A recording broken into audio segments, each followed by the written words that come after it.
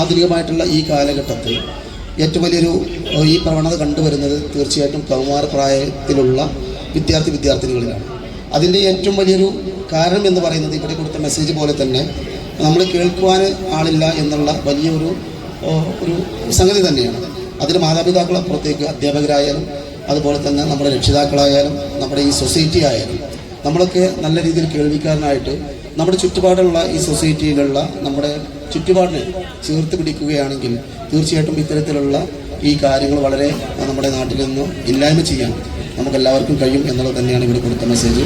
ഇത്തരത്തിലുള്ള ഈ ഒരു ദിനത്തിൽ ഇത് നല്ല ഒരു മെസ്സേജ് നൽകാൻ മുന്നോട്ട് വന്ന ഈ സഹ്യ ആർട്സ് ആൻഡ് സയൻസ് കോളേജിൻ്റെ വിദ്യാർത്ഥിനികളും അതിന് നേതൃത്വം കൊടുക്കിയ അധ്യാപക സുഹൃത്തുക്കളും മാനേജ്മെൻറ്റോടൊക്കെയുള്ള ഈ നാടിൻ്റെ കടപ്പാട് കൂടി ഈ നാടിൻ്റെ ഒരു ജനപ്രതിനിധി എന്നുള്ള നിലയ്ക്ക് ഈ നാടിന് വേണ്ടി അറിയിക്കുകയാണ്.